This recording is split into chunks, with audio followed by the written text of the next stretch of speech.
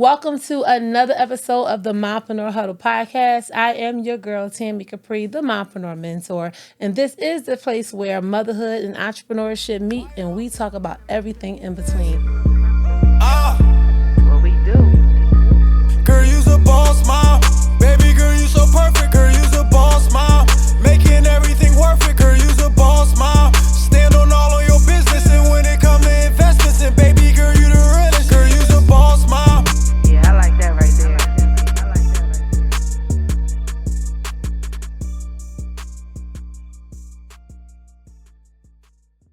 Today, I have an amazing, phenomenal fashionista here with me today by the name of Miss Star, coming all the way from Philadelphia, joining me in the huddle. What's up, girl? Hey, boo. Yeah, she rock star today. Ooh. She rock star lifestyle. Night don't make Yes. it. How are you? I'm doing wonderful. And listen, did I mention she was from Philly? Did I mention? Welcome to Atlanta. Thanks for Now, this having is me. not your first time here, though. No, I honestly am in Atlanta about 4 to 6 times a year. Okay. For 4 to 6 days every time I come. So I might as well get me a little condo, a little house, a little something. Might as Because well. I spend a lot of time here. Yeah, so you working. You working. Yeah. The fashionista, stylist, or no, you say the image architect. Correct. Yes, the image Yes. architect. Tell the viewers a little bit about you and what it is that you do. So I started out in the world as a cosmetologist. Okay. I grew up around the hair industry. You know, back in our day, you worked in the hair salon, you swept up. They taught you how to do little finger wave, little microwave. Shampoo ponies. girling and Yes, everything. Run to the store, get Yup, Miss Mary her yup. little sandwich and her piece of pizza. Yup. Next, you moved up to the microwave ponytails, and you would roll the front set the ponytails. Wait, what's a microwave ponytail? All right, so listen, let me tell you this trick. Back in the day, back in the 90s, right, if you wanted a little Shirley Temple or a really curly ponytail, the hairstylist will mousse it down, wet it down, or get that wrap and tap setting lotion, and they will roll it up. And then once they roll it up, they will put the ponytail in the microwave and cook it in there. Oh, so the curl can stay. And honey, those Girl. curls would last for weeks. I never heard of that method. Check it out, the microwave ponytail. That's how I stand say. up. Wait a Fully minute. What's stand the up. method? So wait a minute. So that's interesting. Yes. So you've always had a love for styling, look, Always. the appearance. What made you get into that? So I've always loved since I was a little girl making things pretty. Okay. So hair was like a second nature. Learning how to do hair came easy as like riding a bike. Okay. But I slowly learned that wasn't my passion. While I can do it, I wasn't passionate about it. It was Yeah. just something that I knew how to do well. Yeah, it makes a difference to be passionate behind It does. what you're doing. So in the early 2000s, I don't know if you're familiar with the show What Not to Wear. What not to wear? No. Yes, it was a makeover show back in the day with Stacey and Clint, and it was a makeover show, and they brought people in, and you would have to bring your entire wardrobe to New York where they were, and they literally threw your clothes out and told you, no, this serves you no purpose, and then Okay. they would give you a credit card to go shopping and help you build a whole new wardrobe, but only after they taught you how to dress your body, Okay. how to make your body look good. And it was literally the first day, the first episode that I knew what my purpose was, and that literally was like 2000, 2001. So that was what got you hooked. I've That been show. addicted ever since. Nice. Ever since. But so it's like when you know, though. You do. When you know. And if you don't move on it, opportunities are missed. They are. Opportunities are missed. So tell me about the love for it, because I mean I feel like everything that we do stems from something, Right.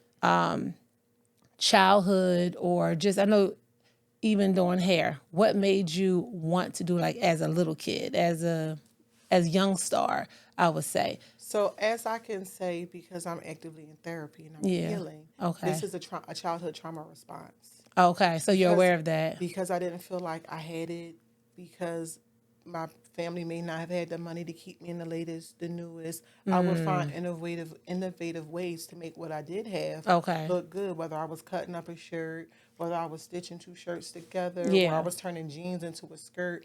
I found innovative ways to make what I had look really good, like Yeah. in a way that looked good to me. Yeah. So you build up your own self-confidence in a way by doing that. I did. Now, did you find it hard for you to step out on that? Because when it's from a childhood trauma, and it is amazing that you're vocal about being in therapy. I commend you about talking about it, because that's something that we don't really normalize in the Black community. No, not at all. And we need to start doing that. But I commend you for that. but even building up the confidence to step out on that. Was that hard for you? So I knew it was my calling when I was doing that more than my 9 to 5. So Okay. because I was trying to break the stigma, a lot of my family, love them, but they didn't have college degrees. They didn't have corporate jobs. So my goal was to get a degree, get a big girl job, work for a Yeah. big girl company. So here I was being director of ops, call center managers, directors, all these corporate positions, but I found myself talking to people about their wardrobe and their Okay. hair and how to fix their makeup. Okay. And even when I would interview people and know I wasn't going to hire them, I would tell them, listen, baby, the next time you get $25, go to Mad Brand, get you one good pair of black slacks, one good white shirt, and you only pull that out for your interviews. I found myself wanting to help people dope. look and feel good. That's dope. That is dope. You knew you wasn't going to hire them, and you're still pouring into them, and you're For sure. still, yeah, For sure. yeah, that is amazing. For sure, because some people, they come to the interview in those Uggs and those tights and this T-shirt because that's all they have. Yeah, yeah. So I always will finish the interview, never would treat them any less respectful than I did someone in a suit. But I also let them know the next time you get a spare $25, get you an interview outfit and literally keep it in the back of your closet solely for your interview. Right, because it's so important, and the lack of knowledge behind it is it's really hindering a lot of Black women, because we think, and I was one of them. She can tell you, and I had a conversation with her that it was a difference from having someone, pick out your outfits and help you versus someone actually styling you and curating your whole look, because it gives you one. Let me tell y'all, she's responsible. I'm gonna give y'all a little context behind today. So we had a busy day. We had a busy day. So 2 days. 2 days. We had a very busy 2 days. Star is actually my stylist, my new stylist, and I am just like spoiled already. Right. So I was telling her how good I felt once the looks came together, right? And even she noticed a difference, right? So that confidence will show up once the look is there. And this is something that we don't understand if we've never experienced it. A lot of women think that they can just put the outfit together or buy it and it'll hit the same as having someone actually, curate it for you, make that look up. Share with me or explain to me, what is the biggest setback or barrier when it comes to that and trying to really convey that message to Black women? Okay, so I'll first start by saying everyone has their own swag. Yeah. And it's in their head, whether they are able to push that through in how they dress. And if they don't, it's in their head. So my goal is, before I even buy a T-shirt for a client, I like to sit down and get to know them. I like to understand what it is that they do, what does their lifestyle look like, who is it that they wish they could look like. If they could pick one person, one celebrity, even one imaginary person, like, who would it be? Yeah. Like, and that allows me to see where they see themselves. Okay. Because if you felt like you had the money, because here's where I remove the stigma, you feel like, if I had the money, I would dress just like her. If I had the money, I would dress like her. And one thing I teach my clients is, you don't have to break the bank to look good. Yeah. And like, even when we met, when I'm virtual styling or having to work with someone initially from a distance, I instantly know what I want to do. But until I build that trust with my client, it is a tug and pull. Okay. Because I'm not going to say you were resistant, but I came as a referral, but you didn't know me. Right. So I was a little, I'm not going to lie, I was a little I know you hesitant. were. I mean, we could just tell the people you were. I was a little hesitant. But I could feel it, and that doesn't offend me. Yeah. I'm not offended by that. So when I sent you your mood board and these outfits, I knew that they were a complete 360 from how you currently dress, how you currently see yourself. But I know that I could see you in them. I know that for where you say you want to take your personal brand, this is where I needed to push you. Yeah. So I know it was an uncomfortable push, but the glow you had in the mirror, without your makeup even being done, without your hair on, Oh, it was another just level. the way you were glowing in the mirror from sure. seeing these outfits hit, For sure. the warmth that I feel on the inside is indescribable. For sure. And I felt that warmth through you. I felt it because you were just staring like a proud mama. I'm just, and we all have to go through it, especially when we talk about this word elevate, right? We all have to go through those new experiences, because for a long time, and especially not being from Atlanta, it's like almost rebuilding my team all over again because back home you're accessible to Everything, everywhere. everybody, Everywhere. But up here it's like, okay, if I'm going to elevate, I really want to really walk in the shoes of the person I see myself as. So it was no question. It was no question when it came to getting a stylist. And I want to be that living example for the women and even for my mentees because we have it, and it's so unfortunate that everyone don't get to experience it. Right. Because one, we all look at the money. We all think but what is it costing you not to get that stylist? Honey. What is it costing you? It will cost you clients. It will cost you opportunities. It will. It will. So tell me a little bit about the look, first of all, she is a jack of all trades. Sis said, I'm not just going to style you, but we're going to make sure your hair is good. I'm going to beat your face. I said, oh, you're going to do it all? She said, absolutely. Absolutely. I'm a one-stop shop. Yes, yes. And so you don't have a team at all that comes and help you do everything? Like she came by herself to do everything, but I'm like, So if I'm working like large weddings, if I have a bridal party more than, let's say, 6, I do have a trained assistant who I train specifically under me to work the way I want them to work, Okay. to work the way I work, Okay. so that they can either prep my clients or finish my clients for me. So depending on how big the party is and I'm doing, I'll pull in someone. I know a lot of qualified and amazing makeup artists that I will send my clients to if I'm unavailable, or that will send me clients. So if I've ever needed to team up with another stylist to get a major job done, I know some dope stylists in Philly, makeup artists in Philly. But when it comes to personal styling, wardrobing, and image branding, I don't trust my clients to anybody but because me. it's your canvas. Because I see you, and now, like I told you, your brand is not your business. Your brand is my business. Your business is your business, Right. but your brand, that's my business. I like it and that don't way. mind my business. I like it that way. It was a lot easier. It was a lot easier. It was, wasn't Do it? you feel like it's saturated, the styling industry? I don't want to do air quotes, No. but I didn't know the proper term Yeah. for it. But do you feel like it's saturated? So what I will say is, because you're a Philly native, you know, in Philly we are, and I love my city. I love my city. I do too. But we are a city of Me Too. Absolutely. Absolutely. And they don't understand the work that has to come behind the title. The certifications are pieces of paper that you could go online and you could tomorrow and say you're doing a personal stylist certification, and make them sit in a class for 3 weeks, give them a piece of paper, and these people will run off saying that they're personal stylists. But styling comes, and building someone's image comes with psychology.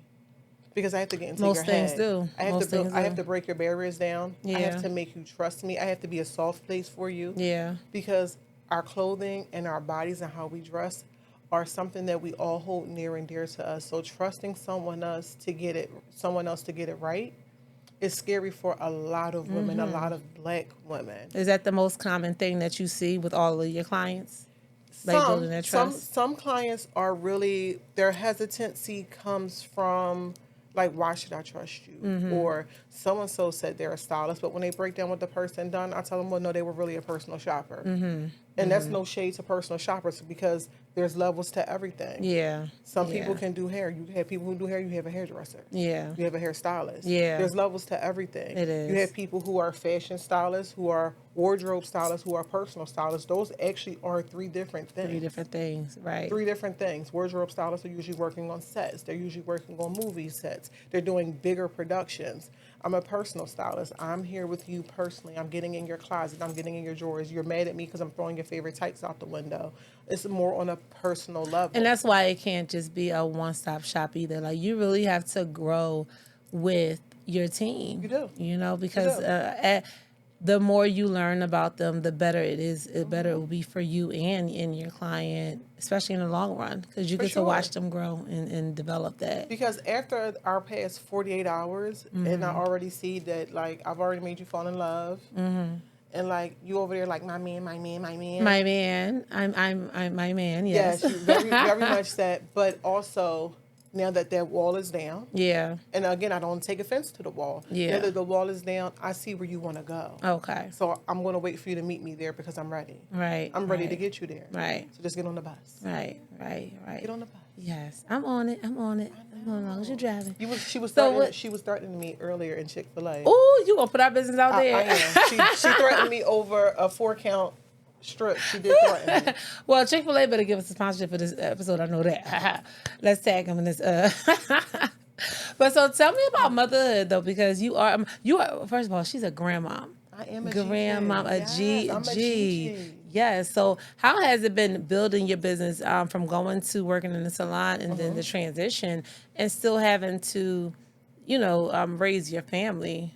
So I will say I got all of my degrees as a married full-time mother. Okay. That had a full-time corporate job. Okay. So I had to balance wanting a degree. I had to balance wanting to have a business. And then I had to balance being somebody's wife and mother all at the same time. And trying to see what was more important than the other. In the beginning, come to the mic just a little bit. I'm sorry. In the beginning, I thought it was, concentrate on your work and it'll be better for your family. Then you feel like you're missing important days with your family. I'm missing the violin recitals. I'm missing soccer games. And it was like, no, I got to be a mom. So initially it was finding that balance to be all the things and still perform at the highest level. Yeah. But then I realized I had to pull the corporate job out the mix because I don't owe that to anyone. I finally realized that I was holding on to a corporate job because society thinks working for someone else under a big corporation means you've made it. Yeah. And I was ready to break that stigma in our community too because our grandparents didn't know any better. Yeah. They worked at a job for 50, 60 years, retired, got their pension, Mm-hmm. and they went on. They didn't look for happiness. I knew I wanted to be happy. Yeah. And styling, wardrobe, image consulting, makeup, I would do it for free. Yeah. I have done it for free. That's how you know it's with a a smile passion. on my face. So for one, I like to go back to, you say you were a full-time wife, mom, and a corporate worker, and you were balancing your business. Now, just because someone is a wife doesn't make the journey any easier. Not at all. And I like to make that clear because we do have some single moms, and I have the best of both worlds. And I say best of both worlds because even though they were hard situations, I'm appreciative of the journey. I was married, still pushing for my business. I was single, still pushing for my business. You know what I mean? So just because you had a husband doesn't mean the journey was any easier. No. And transitioning from corporate world to entrepreneurship doesn't make it easier either because you had a husband. It's hard. Yes. It's hard because you have to have, one, a supportive partner. Yes. That's the most important. Did he understand that when you said, hey, I don't want to work in corporate America? When I broke it down to the why and how it physically was impacting me, I was physically becoming sick because I didn't want to be there. Okay. And we know how God is. If we don't learn a lesson, He's going to keep making us repeat the same absolutely. cycle. So I was going into these jobs, getting migraines, panic attacks, throwing up in the bathroom, couldn't focus. At one point, thought I was going to have a nervous breakdown. Even what prompted me going back to therapy, I was having panic attacks 2 to 3 a week. 2 to 3 a week because here I am serving someone else's purpose. Here I am making someone else's business hit their quotas, exceed their quotas. Yes. We're getting bonuses and all of this for someone else's name and someone else's brand. And meanwhile, my brand was suffering. But that's how they keep a lot of our people though. It is. Because if you're not around those circles who can. And by all means, I don't knock a corporate job at all. Never, because it cuts some good checks. It cuts some good checks. But the purpose is to leverage that and still build something that you can fire your 9 to 5 one day. Correct. Right? So that's how they keep us stuck, though. They pay us just enough. And you said, well, if I'm making $100,000 at this job, how much does the company really make? Billions. And it was... And you know what it was? It was a combination of talking to some of my clients who have become my mentors, like Aisha. Yeah. She was like, at the end of the day, if you devoted that time to yourself. Sisters in business, yes. Aisha. Okay. If you devoted that time to your business, how much money would you make? Girl, yes. If you devoted those 10 hours and missed sleep to your business, how much money could you make? If you showed up on social media, like you showed up for, and I Mm-hmm. won't mention my employer, but if you show up on social media and promote yourself like Yep. you promote that employer, where would your business be? Mm-hmm. And you know what? I took a step back and I had to realize when I show up on social media, the clientele and the lead showed Mm-hmm. up. When I showed up in public places and I posted I was out, the interest showed up. You know why that is, though. I know. You know, God said, if you are serving His kingdom and by stepping into your purpose, right? By stepping into your full purpose, because it's not about styling. It's not. It's not styling is just a vehicle. It is. But the moment you step into that full purpose and you start living your testimony, you start sharing your testimony, you start helping others through what you do, He's going to take care. He's going to provide. You Can know? I tell you always? Can I tell you always? I know people always say, you know, God don't put us more than we could bear. People like to throw out those colloquialisms. They like to throw out the verses and the quotes. But I can tell you, and I tell people, just because I don't bust you in your head with a Bible, don't mean I play about Big G. Come 'cause on. I don't play about it. Come on. What I do know is when I show up and serve His purpose, every door, every window. Yes. Every door, every window. Every door, every window. All the pots are overflowing. I got something for I got enough for myself times 10 and everybody else that's coming with me. Even when you think the pot not over, even when it still looks like it's a little bit, girl, tomorrow that little bit becomes a lot. Can we talk about It becomes a lot. Can we talk right? about it? Because this wasn't by chance. No. This wasn't by No. chance. And do right? you know how many of these I've had? Right. How many times a really sturdy client will say, Come on. I have someone who would be perfect for you. And we talk and we have a good vibe over the phone. And either I drop the quote and I don't hear from them again, which I used to chase. Well, if that's too much for you, what if I did that? I used to chase that. And that we all entrepreneurs at some point have been through that phase. Oh yeah, Because we wanted a client. We wanted the client. But every client not my client and every dollar not meant for my It's pocket. alignment. It's alignment. And when I realized I'm going to stay authentic to myself, I'm going to stay authentic to my purpose. Yes. And I'm going to just walk. Yes. All I have to do is walk. Yes. Like I said, every door opens. Every window door. was open. You're Everything is absolutely right. overflowing. And every client is aligning the way I want them to. Like the clientele that I want is finding me. Because again, everybody's not your client. And I do want to be selective about my clientele because you have become my walking business card. You model my business. Yeah. So when people see you, they have to see me. Right. And I just love how when you get it, you get it. When you get it, you get it. It took a while. What do you think? What do you think we need to do as a community overall to push that momentum even more? Because I'm on that mission, and you know what my mission is. I'm on that mission to show that women of the kingdom we can attract our clients. We can earn the income that we want to earn off of our purpose. Yes. You know, we can build those, just build that desired life that you want while creating that impact that you're supposed to create. It feels good. It feels good to help people. It genuinely feels good to be able to help somebody, for me. And what do you think we need to do as women and as entrepreneurs, as influencers, or whatever the title is, to really continue to push that momentum? Because even though I feel like there's a lot of people doing it, it's still so separate. It still feels like, I need to stay away from her. I need to stay away. What do you think we can do as a Black community, as women, to push more of that narrative? The first thing will be is realizing everything that you need is already in your immediate circle. Your sisters are not your competition. Your sisters are literally, if you stop, they're That there part. to help each other. That part. I'm trying to tell you, my core group of friends, I have 4 friends, it's 5 of us. In my core group of friends, I have everything that I need. Everything that I need. I have single mothers. I have some lesbians. I have some that are bisexual. I have some that are married. I have some that are single. Every aspect that I need, every train of thought that I need. And whenever I want to pitch an idea, I have the mindset and age range of my friends to get that. We have to realize that we have to reach out into our own community and help one another, because we have that thing of, if I help her, what happens if she get it before She get ahead me? of me, right? Oh, girl, We gotta I hate take that. We gotta take that back. I hate that, because I'm- what's for you is for you. Because I'm clapping for everybody. Right. Because if God blessing you, baby, he in the building. he in the so let in me the keep facility. clapping, Girl. Because he in the neighborhood. Yes. And if he in the Yes. neighborhood, he might do a drive by. Yes. We really have to take that competition out when it comes to us as Black women. Like, you're my sister. Even if I don't know you, if you don't like me, I don't care. You're my sister. And if I can help you be a better version of yourself, I'll do it. Yes. And you've had evolutions Where do you see yourself in the next 5 years? Like, where is Style by D Star? Where are we in 5 years? 5 years, I will definitely have relocated because To Georgia. Okay, so I live I'm here just saying. threatened every time I'm just I saying. come to this state I'm to just live saying. here. It's a high possibility because I have a lot of clients here. Yeah. I do a lot of business here.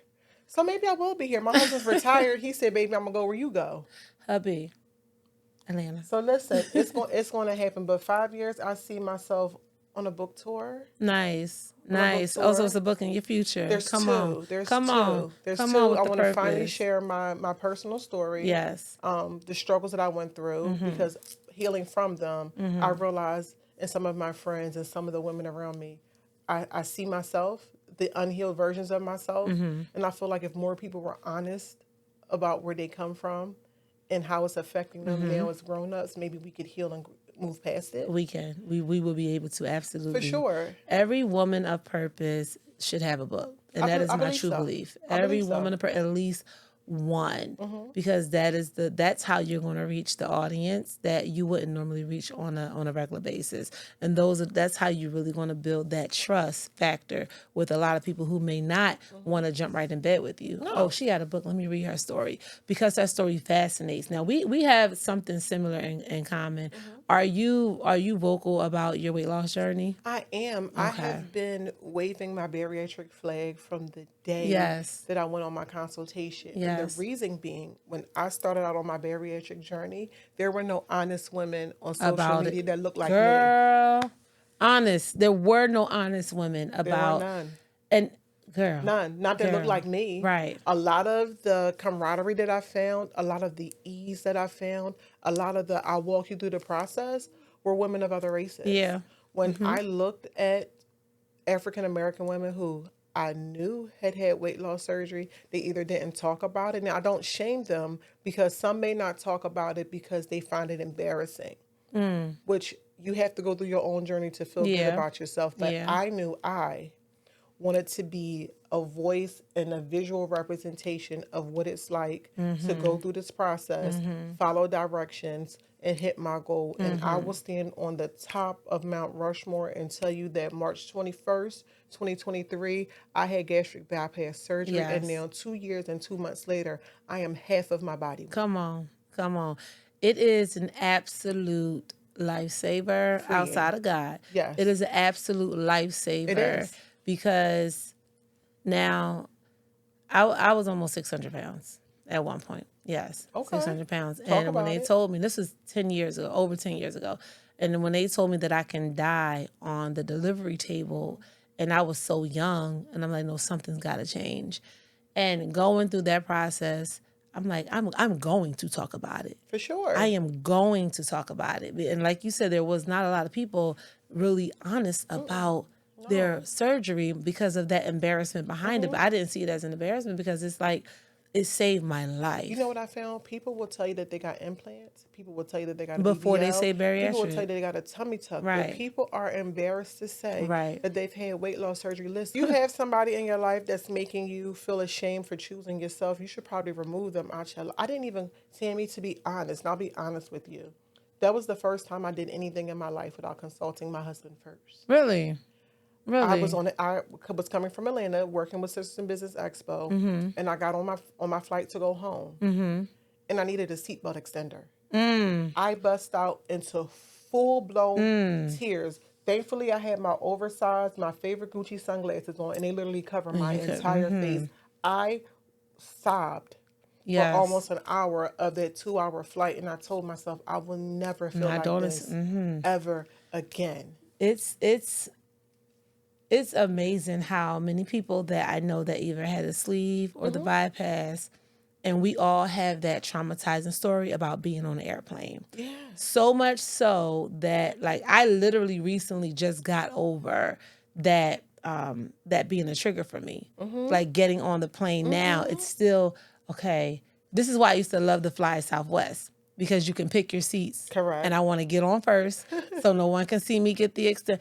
This is what I thought of That was me, flying though. before, you know. I'm gonna make sure I'm in the I'ma initial make boarding sure- group. right. I'm definitely getting on this plane first or second. Right. And when I first get on the plane and speak to all the flight attendants, I'm gonna whisper that I need a seatbelt extender Right. before I even get to my Right. seat, so you could slide it to me. Because it was like, why am I so young and I feel this way? And I realized that was the embarrassment. So let me do this. And then both of my parents passed right at their 50th birthday from health complications. I said, not me. Right. So right. not me. So here I was at 40 with no parents. At 40. And I was like, the only health condition I had was being obese. I was on a borderline for a lot of things, but my obesity was a trigger for that. Yeah. So I said, if I get rid of the weight, Then everything else will problems are start gone. regular. Yeah. And honey, I will walk somebody through the process, hold their hand. I will go with Yes. them up to surgery day. You can't shame me for my choice. Right. Right. And I feel amazing. And I you look amazing. Amazing. You look amazing. Do you understand that it just took me these last couple months to accept the compliment without feeling shy or embarrassed? Because we let people, we get to a point where we feel like, I shouldn't be like proud or I shouldn't show off.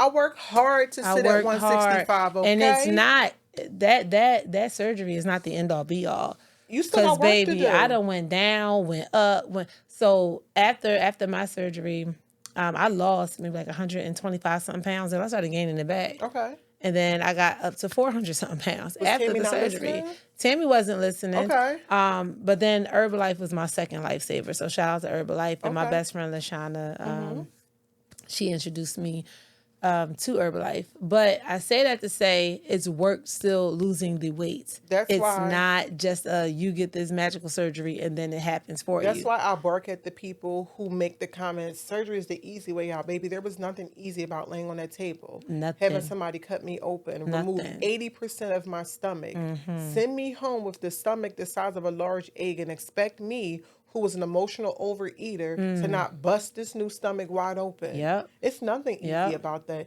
It's nothing easy about realizing that you was an emotional overeater. So instead of eating that bag of Lay's, I had to go tell my husband that I didn't like the way he was talking to me. To go and tell my daughter Address with that the I real need pop. you Come to on. do what I say and Come stop on. being hard-headed, Come because I was on. eating my feelings, and that was some of the hardest work I've ever done in my life, because my weight came from emotional overeating. So I had to put my family and friends on notice that the truth is coming. You may not like it, but it's been uneasy for me for a very long time. But I can bet, I can imagine how freeing that was. Very. I can imagine. When I tell you very, as an adult woman, I have never not been a double digit. I don't remember from a child ever not shopping on the plus On the side of the plus, store, whether it yeah. was the 579 store, whether 579, girl, you took it back. whether I was at Fashion Bug with my grandma. Fashion I Bug, never 69th Street. Baby, Look, she's taking me back. I She's never taking me remember back. not being on the plus side of a store. Yeah. So can I tell you a secret? What? Now that I wear a size 8, I have not physically been in the store and shopped for myself in 2 years. You always. Why is that? So even though I can dress you, Yeah. and I've been able to tell you, this is the psychological part of weight loss and weight loss surgery no one understands. I still have to come to terms and accept that I can go anywhere I want to and shop. I can walk into any store, because for 40 years I have not had been to able always to. go into certain I had to stores. go here and make what was Yes. over here work. Yes. Whether I wanted it to or not, whether it Yes. looked good or not. Yes. Now I have carte blanche to go wherever I want, and There I you just go. can't bring myself to do it. There you go. But I look good every time you see me. Yes.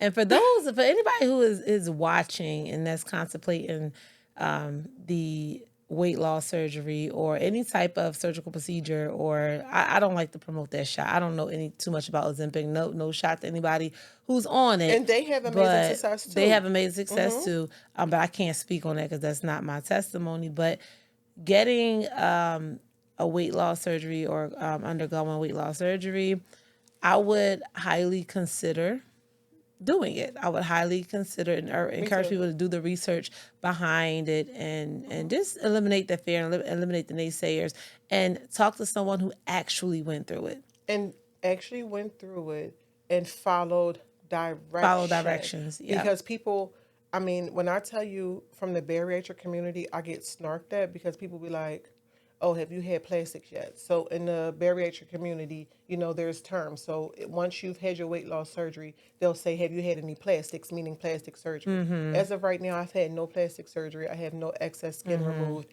I've only been to the gym about 3 times in 2 years. So this is not a gym body. This is me following the direction of my medical management team and my nutritionist, and me realizing that I can go in that kitchen and eat crazy. But the one time I tried overeating because I was emotional and sad, I was on my bathroom floor in a fetal position crying with my husband rubbing my back because I didn't know if I had to go to the bathroom or throw up for hours. That was that dumping. For hours. And that ain't no joke. That happened to me once. That is no joke. That and I realized, feeling, you know what? Then I realized I'm not eating my feelings or holding nothing in. Again, everybody's gonna know this, but it's a choice. Yeah, you have to make a choice. Yeah. You have well, to make a choice. I'm proud of you, and I can't wait for the book. I'm proud of you. Thank you. What? I cannot wait for the book. So 5 years book tour. 5 years book tour. So it'll be my personal journey, and it'll also be my actual style guide that is acceptable to the everyday woman. Okay. So because everybody has to know how to dress themselves. I can see some courses down the line for you. Oh, they coming. I can see it all. We got coursework coming. We got intensive coming. Yes. Speaking engagements are coming. Yes. Being on tour with my spoiled clients. That's happening now. So honestly, I would like to go. The honest answer is wherever God takes me. Yeah. So in 5 years, wherever He wants that to be, I am honestly open and willing, arms wide open. Yeah. Wherever He takes me, I'm going. I like that. I love that. Because if He says stop doing what you're doing, guess what? I'm going to stop. You're going to stop. For sure. You're going to stop. What was the hardest thing you had to learn about yourself, aside from getting the courage and speaking when you were doing your emotional eating? What was the hardest thing you had to learn about yourself to really accept this version of you? That I'm really dope. You didn't believe you were dope? No. Okay. So people would compliment me and I would blush. Okay. Even in my corporate job, people would talk about how great I was at something and I would change the subject. I could not accept the compliment. And then even with working with my clients, from my prom babies all the way up to just regular photo shoots, or if I'm doing branding, realizing that I'm really shit. Like, yeah, I am. Yeah, you got to own it. And the crazy part is I can say that now in the most humblest way. Mm-hmm. Because what I tell people is when you walk in that gift that God gave you, that God-given gift, it's different. And He has blessed me with some amazing talents, and to be able to take a blank canvas, a stranger who had trust issues, who had her own body dysmorphia that she was dealing with, like myself, to be able to present you with a closet full of clothes that you've never seen, and make you trust that I knew what I was doing. Yes. It definitely is a phenomenal experience to understand that. And I can only encourage you to really step fully into your purpose to understand that, because we talk about it, we'll say it, and if you're on the other side of it, because I was this person, oh, they just talking. It ain't like, how do you know when God is speaking to you? How do you know when it's your purpose? How do you know? You will know. You will know. You will know. There won't be a doubt. And there won't be a question. Right. You will know, and you would move heaven or hell to make sure that you're doing that thing. Exactly. So how can our audience reach you if they wanted to book you now? Don't be going booking a hard time now. I'm just saying. But how can our audience reach you if they want to work with you? Sure. So I'm gonna make this simple for you guys. I am at Styled by D Star, which is STYLDBYDESTARR on all your social media platforms. So that's YouTube, Facebook, Instagram, and TikTok, Styled by D Star.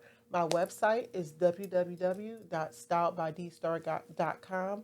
You can book a consultation, and we can get the elevation and transformation of your image started immediately. I love it. Immediately. Yes, I love it. And she's so down to earth, y'all. She is so down to earth, and she is so real. And I like to say it's because she's from Philly. You know, we just got that Philly swag. But no, I truly appreciate when I meet a genuine soul. I love that. And you can really tell. I know I can tell people's intentions, right? And the more that I pray for the discernment, it comes. It comes. So just continue to pour into women, because even though I'm a mentor and I'm doing what I'm doing for other women, it feels good to have people pour into you. Because sometimes people forget, right? People look at Star and forget how, like, yeah, you're strong, but you're still a person. I am. You know, you're still a person. You're still human. And pouring into someone is important. Very important. It is very important. And what you do, what you do is a contribution to that pouring into. So thank you. And to all of the stylists out there, just keep doing it. Yes, just do keep it. doing it. Do it, Just because keep one doing day it. somebody will see you. Yes, yes. I enjoyed you coming to visit me. Thank you, I boo. enjoyed this so much. And this is not going to be the last time, because I'm going to have her back on the huddle. Because I got plans all in my head. I told her how ideas be circling my head, and as we She talking, planned out my whole 2025. they circling in my head. So this won't be the last time that y'all seen Miss Star on the show. I'm gonna tell you that right now.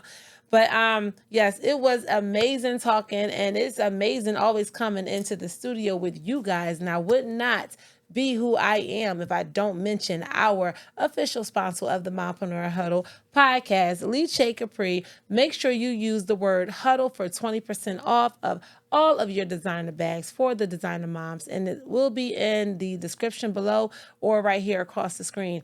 And if you ever feel the need to reach out to me or to Miss Star, make sure you flood our inbox. Make sure you flood the inbox. Or better yet, leave a comment to let us know how much you enjoyed this episode, or what was your biggest takeaway. Or do you have the courage, or have you found the courage to actually work or consult with a stylist, right? Because it does take courage to do that. And I'll be in the comments looking. And she'll be in the comments looking.